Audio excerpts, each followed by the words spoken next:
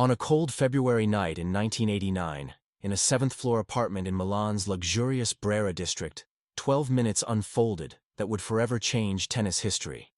Bjorn Borg, behind the stoic mask he'd presented to the world as the Iceman, sat alone with 3 empty pill bottles and a half-finished suicide note. That night, if John McEnroe had picked up the phone just 1 minute later, the sports world would have lost one of its greatest legends forever. As ambulance sirens wailed through Milan's streets, hospital records show Borg's vital signs had dropped to critical levels. This wasn't the story of a 5-time Wimbledon champion, but of a lost soul searching for life's true meaning. But before you learn how this story ends, if dramatic sports stories like this capture your interest, consider subscribing to our channel to discover more unknown sides of legendary athletes. Now, let's return to the real story of that dark night. Milan's cold February air seeped through the windows of the luxury apartment complex on Via Brera. It was past midnight, and as the city's noise gradually faded, the line between life and death was becoming increasingly blurred on the 7th floor. Bjorn Borg, once known as the world's most composed athlete, now lay on his bedroom's cold floor surrounded by empty pill bottles. Beside him were a few lines written in shaky handwriting. "I don't want to be the Iceman anymore. Everyone expects me to be perfect, but I just want to be a normal human being. I'm sorry." The letter ended there, as if even while writing, he'd struggled with his decision. Meanwhile, in New York, John McEnroe was awakened from deep sleep by his phone ringing in his luxury Manhattan high-rise apartment. Initially annoyed at not considering the time difference, McEnroe suddenly became alert when he heard the panic in the Italian-accented voice. "Signor McEnroe, Bjorn is dying. Please help. I can't find anyone." The voice belonged to Borg's apartment building attendant in Milan. The man had noticed Borg's door ajar during a routine check and discovered the horrific scene inside. McEnroe's number was among the last dialed on Borg's phone, and the attendant had called him in desperation. McEnroe's mind instantly flashed back to the 1980 Wimbledon final. He remembered the expression on Borg's face when he lost in the 5th set, 8-6. There was no sign of emotion, as if he were a robot. Everyone admired this, but McEnroe had sensed something breaking behind that cold mask. Now, 9 years later, that breaking point had finally exploded. McEnroe immediately called his private doctor friend in Milan and asked him to call an ambulance. He also woke Peter Worth, Borg's former manager at IMG. Hours later, he would learn that this quick action had been the critical factor in saving Borg's life. Dr. Giuseppe Moretti, on duty that night at San Raffaele Hospital's emergency room, had seen many famous patients throughout his career, but he couldn't hide his shock when he learned who the patient brought in on February 7, 1989 was. The ambulance crew had registered the patient as BB, 32-year-old Swedish male. But with his blonde hair and athletic build, it was clear this man was Bjorn Borg. According to Moretti's medical report, high doses of barbiturates were detected in Borg's system. He had taken 3 different sedatives simultaneously and mixed them with alcohol. This combination was lethal, and if intervention had been delayed by another 10-15 minutes, irreversible brain damage or death would have been inevitable. But how had Bjorn Borg reached this point? How had this man, arguably the world's best tennis player in the late 1970s, winner of 5 consecutive Wimbledon championships, adored by millions of fans, chosen to die alone in Milan? The roots of the story actually stretched back to those glory years everyone watched with admiration. In 1980, Borg was only 24 years old and had just won his 5th Wimbledon championship. The world was at his feet. Sponsors were lining up at his door, and he was received like royalty wherever he went. His deal with FILA had reached astronomical figures for that time. Donnay rackets bore his name, and children around the world were growing their hair long and tying it with headbands like his. But beneath all this success lay a truth no one saw. Borg was unhappy, exhausted, and feeling an increasingly empty void. Swedish journalist Mats Holm, who was close to Borg during that period, described this time in a biography years later. Bjorn looked perfect from the outside but was rotting from within. Before every match, he would vomit, couldn't sleep, and suffered from constant stomach pains. Doctors said it was stress-related, but no one understood the severity of the situation. The Iceman image was so strong that even he preferred to hide behind it. When 1981 arrived, things got worse. Losing the Wimbledon final to John McEnroe was a turning point for Borg. For the first time in 5 years, he had lost something he'd held, and this loss shook him deeply. Worse still, McEnroe hadn't just beaten him, but had made his playing style obsolete. The new generation of players was more aggressive, faster, and Borg's defensive, patient game was now outdated. When he lost to McEnroe again in the US Open final, Borg made an unexpected decision. He announced his retirement from tennis at just 25 years old. This decision sent shockwaves through the tennis world. It was unprecedented for an athlete at his peak to suddenly retire. When journalists asked why at the press conference, Borg simply said with his usual cold demeanor, "I've lost my motivation." But the truth was much more complex. According to psychiatrist reports that emerged years later, Borg was experiencing severe depression and anxiety disorder at that time. Going on court caused him physical pain, and his hands would shake when he picked up a racket. His perfectionism had gone so far that losing even a single point would keep him sleepless for days. After leaving tennis, Borg's life quickly spiraled out of control. He first moved to Monte Carlo and plunged into the jet-set lifestyle. He spent nights in casinos, sailed the Mediterranean on his yacht, threw party after party. He didn't know how to spend his money because all his life he had only played tennis. He tried to enter the business world but failed. He founded a fashion brand called Bjorn Borg Design, but it went bankrupt within a few years. He tried producing sports equipment, which also failed. Each failure caused him to withdraw further, to turn more to alcohol. In 1985, Italian rock star Loredana Bertè entered his life. This relationship was both salvation and a curse for Borg. Bertè was one of Italy's most famous and wildest artists. Her sister Mia Martini was also a famous singer, and both were rebellious souls in the music world. Borg was drawn to Bertè's free spirit, her defiant attitude toward rules. Perhaps for Borg, who had lived under control all his life, this freedom was attractive. But Bertè's world was dangerous. It was filled with nightlife, alcohol, drugs, and constant drama. The couple moved to Milan in 1989 and settled in the luxury apartment on Via Brera. Borg had now completely adapted to the Italian lifestyle. He slept during the day and roamed Milan's underground clubs at night. His old friends couldn't recognize him in this state. The once athletic body had become bloated, his face puffy and red from alcohol. Worse still, his depression was getting increasingly severe. His relationship with Bertè was also turbulent. They fought constantly, breaking up and making up. Giulia Franchetti, Borg's neighbor in Milan at that time, recounted years later in an interview, "When I saw Bjorn in the hallway, I couldn't recognize him. His eyes were completely empty, as if his soul had already left. Loredana was constantly screaming, doors were slamming. Once I found Bjorn sitting drunk on the stairs crying. I wanted to help him, but his Italian was very poor, and he didn't understand what I was saying. He just kept mumbling, 'Tennis, no more tennis.'" By February 1989, Borg had hit rock bottom. His relationship with Bertè was on the verge of ending.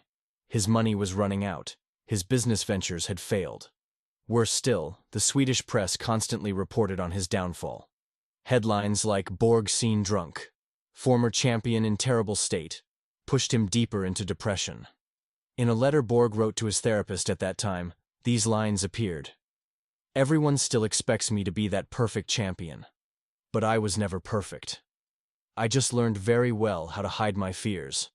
Now, I can't hide anymore. And everyone sees the real Bjorn. This is unbearable."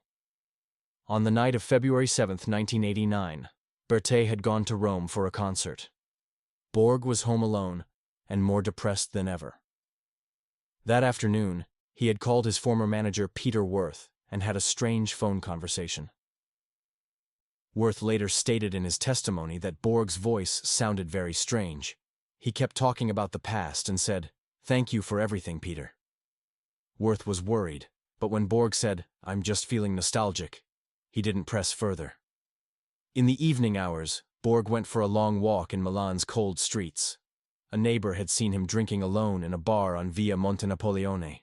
According to bartender Antonio Rossi's statement, Borg had drunk at least a bottle of vodka that night and kept muttering something in Swedish. Around 10 p.m., he told the bartender he wanted to call John McEnroe, but then changed his mind. "John understands me," he had told the bartender. "He's lonely like me too." When he returned home, it was close to midnight. Apartment attendant Giovanni Battista had seen Borg stumbling in and struggling to press the elevator button. He offered to help him go upstairs, but Borg politely refused. This was the last time Battista saw him alive. When Borg entered his apartment, he went straight to the bedroom. On the dresser were the sedatives he had been collecting for weeks. These were legally obtained medications: Valium, Xanax, and a sleeping pill. His doctor in Milan had prescribed them for depression and insomnia, but had no idea Borg was hoarding them. That night, Borg emptied all 3 bottles and drank another half bottle of vodka on top. Then he sat at the table and began to write. The letter was short and scattered. Swedish and English words were mixed together. It began with, "I don't want to be the Iceman anymore. Everyone expects me to be perfect, but I just want to be a normal human being. Mom, Dad, I'm sorry. Loredana, I loved you, but we're both too damaged. John, you were a real friend. I wish I had told you sooner." The letter ended there, as if he didn't have the strength to continue. When Borg collapsed on the floor, it was 11:30 p.m. By chance, the downstairs neighbor, Sigdra Martinelli, heard the thud from the ceiling and was disturbed. When she went upstairs and knocked on the door without getting an answer, she called the building attendant. When Battista opened the door with the spare key, he found Borg lying motionless on the bedroom floor. His pulse was very weak, and his breathing was about to stop. Battista frantically called 113 and also checked the last numbers on Borg's phone. Seeing McEnroe's number, he called him without wasting time. Due to the 6-hour time difference between New York and Milan, McEnroe hadn't gone to bed yet. Battista's broken English saying, "Mr. Borg dying, come quick," was enough to spur McEnroe into action. McEnroe immediately called his private doctor friend in Milan, Dr. Marco Bernardini. Bernardini worked at San Raffaele Hospital and arranged for the ambulance to be directed there. He also ensured the hospital's best toxicology expert was on standby. This quick organization was one of the factors that saved Borg's life. The ambulance reached the hospital at 11:47 p.m. Dr. Moretti and his team immediately began intervention. Stomach pumping was performed, activated charcoal was given, and an IV line was established for fluids. The barbiturate level in Borg's blood was at an almost lethal level. If he had arrived 10-15 minutes later, liver and kidney failure would have begun. During those critical 12 minutes, Borg's vital functions fluctuated. His heartbeat was irregular, his blood pressure dangerously low. Dr. Moretti later noted in his report, "The patient went into cardiac arrest twice. We managed to bring him back each time, but it was very critical." Hours later, with the first light of dawn, Borg's condition stabilized. When he opened his eyes, he was surrounded by doctors and nurses. His first word was tennis, as if he were still living in that old world. When Dr. Moretti explained where he was and what had happened, tears rolled down Borg's cheeks. "I failed," he whispered. "I lost again." The next day, John McEnroe flew to Milan. When he entered the hospital room, he was shocked to see the pale man lying in bed. This wasn't the strong rival who had stood across from him on Wimbledon courts. This was a fragile human being, crushed under life's weight. McEnroe sat on the edge of the bed and held Borg's hand. They sat without speaking for a long time. Finally, McEnroe said, "You're the strongest person I've ever seen, Bjorn. You've just forgotten that this applies not only on the courts, but in life too." This visit was a turning point for Borg. For the first time in his life, he had admitted his weakness in front of someone, and the fact that this person was his former rival made the situation even more meaningful. McEnroe told him, "We're not just tennis players, Bjorn. We're human beings, and humans sometimes need help. There's nothing to be ashamed of in that." During the 3 weeks he spent in the hospital, Borg underwent intensive psychological treatment. For the first time in his life, he truly opened up to a psychiatrist. He talked about the fears he'd suppressed since childhood, his father's pressure, his perfectionism, the weight of people's expectations. His therapist, Dr. Elena Ricci, summarized Borg's condition. He had become a victim of an image he'd created himself. The Iceman persona was so strong that it had completely swallowed the real Bjorn. Our treatment focused on reconciling these two identities. Meanwhile, a major storm was brewing in the outside world. When news of Borg's suicide attempt leaked, the world press went crazy. The hospital in Milan overflowed with journalists. Everyone wanted to know the details. Borg's family came from Sweden. When his mother Margareta entered the hospital room, she couldn't hold back her tears. "I was losing you," she cried while hugging her son. Perhaps for the first time in his life, Borg cried in front of his mother. The shock Loredana Berthet experienced when she returned from Rome was indescribable. She blamed herself, feeling regret for leaving Borg alone. But their relationship was already at its end, and both knew it. They said goodbye in the hospital room. Berthet later described this moment. "I loved Bjorn, but we were both too damaged to heal each other. Perhaps our separation was salvation for both of us." After leaving the hospital, Borg returned to Sweden and entered a long rehabilitation process. He received treatment for alcohol addiction and attended regular therapy sessions. Slowly, he began to rebuild his life. In 1991, he tried to return to tennis but failed. In his first match in Monte Carlo, he lost 6-2, 6-0 to a young player. But this time, the defeat didn't destroy him. "I now know that losing isn't the end of the world," he said after the match. In the mid-1990s, Borg completely changed his life. He settled in Sweden, got married, and had 2 children. His son Leo is now a professional tennis player. In the advice Borg gives him, traces of his own trauma are visible. "I always tell my son, tennis is just a game. It's not life itself. When you lose, the world doesn't end. And most importantly, never be afraid to ask for help." His friendship with John McEnroe continues to this day. The pair frequently meet at events organized for former players. McEnroe said in an interview, "Bjorn was my greatest rival in life, but he also became one of my closest friends. If we had lost him that night in Milan, not only the tennis world, but I too would have suffered a great loss." Sometimes life teaches much more important lessons than tennis. Today, Bjorn Borg is an outspoken advocate for mental health. He speaks about the psychological pressures athletes face, advising young people to seek help. "I almost lost my life because I was afraid to appear weak," he says. "But real strength is accepting that you need help." That night in Milan was one of tennis history's darkest moments, but it was also the beginning of a rebirth. 12 minutes. This brief time between life and death gave Bjorn Borg a second chance, and he made good use of it. Today, 35 years after that cold February night, Borg is still alive and content with his life. The Iceman is gone. In his place is a real human being who accepts his weaknesses and is at peace with his humanity. The records from that night, preserved in San Rafael Hospital's archives, tell one of sports history's most dramatic stories. The last line of Dr. Moretti's notes reads, "Patient awoke at 8:15 with full consciousness, vital functions stable. Prognosis, good." Note: this case is a perfect example of the destructive effect of success and pressure on human psychology. What we almost lost that night in Milan wasn't just a tennis champion. We almost lost a human being who had become a victim of the illusion of perfection.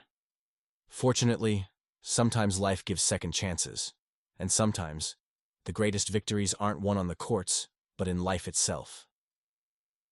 Bjorn Borg's real championship was perhaps surviving that Milan night and rebuilding his life. This story teaches us, when we idolize our heroes, we forget they're human too. Bjorn Borg, behind the Iceman mask, was a human being like all of us, someone who feared, suffered, and loved. And perhaps his greatest courage was finally removing this mask and showing his real face.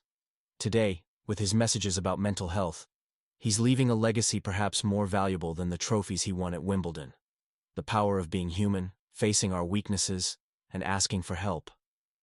Those 12 minutes in Milan didn't just change Bjorn Borg's life. That event also changed the sports world's approach to mental health. Today, it's normal for athletes to receive psychological support, but in the 1980s, this was taboo. Borg, by sharing his story, helped break this taboo. His courage opened the door for a new generation of athletes to speak openly about their mental health struggles. The apartment on Via Brera has long since been sold and renovated. But for those who know the story, that address will always remain the place where one of sports history's greatest legends almost ended, and where his rebirth began. Bjorn Borg today says he's grateful for that night. "It was the worst and best night of my life," he says. "Worst, because I almost died. Best, because I finally started to truly live."